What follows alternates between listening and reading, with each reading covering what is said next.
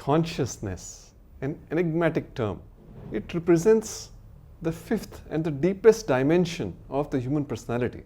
More importantly, consciousness provides the stable core or the very foundation upon which the edifice of the personality is built. Let us understand its function by means of an anecdote. This concerns a pious king, a Mughal emperor, who used to make copies of the Quran by hand. Those copies were written and bound and were sold to the public, and the money so generated sufficed to meet the personal needs of the king.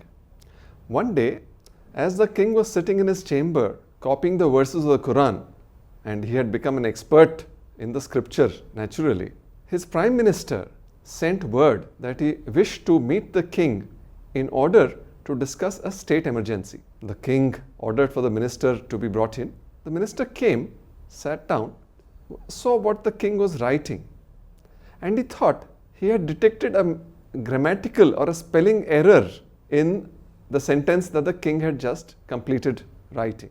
So the minister pointed out that, "Sir, this sentence should not be written like this, but like that." The king didn't say anything. He took an eraser, rubbed out what he had himself written earlier, and instead wrote what the minister asked him to do. Then he asked what the emergency was. The minister explained the matter.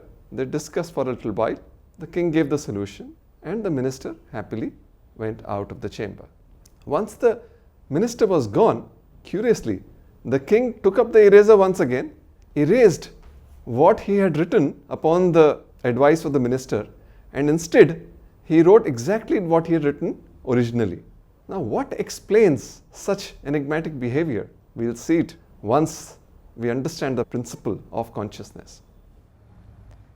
As objects come and go at the changing surface of our minds, it is consciousness that basically provides a comprehension of the meaning of those objects, and in turn also expresses what must be done, feelings, emotions, actions, in response to what has just been cognized. That is, consciousness is not just the knowing light, but also the knower which comprehends and apprehends. Consciousness is that stationary ground upon which the external images, find expression. Just like in the cinema hall, we need the stationary screen so that the changing images from the film projector can get a ground upon which they can be viewed by the people viewing the movie.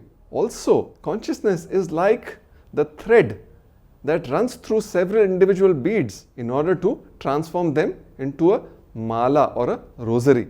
Without the thread, the beads would just be individual objects and no collective function could be performed from them.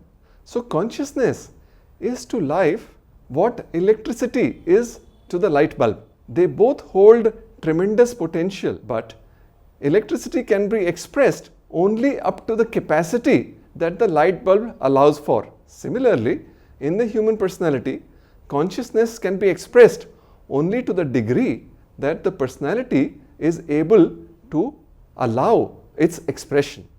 Coming back now to the anecdote, what the king kept in mind was the purpose of the minister's visit.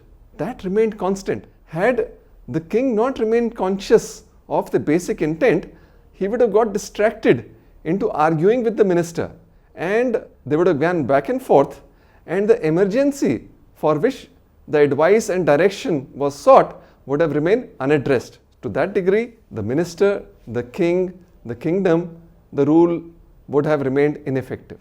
So, just as constancy of purpose served well and effectively in the case of the kingdom, so also consciousness serves to provide that constant background against which the world can be perceived and acted upon to the benefit of the individual concerned.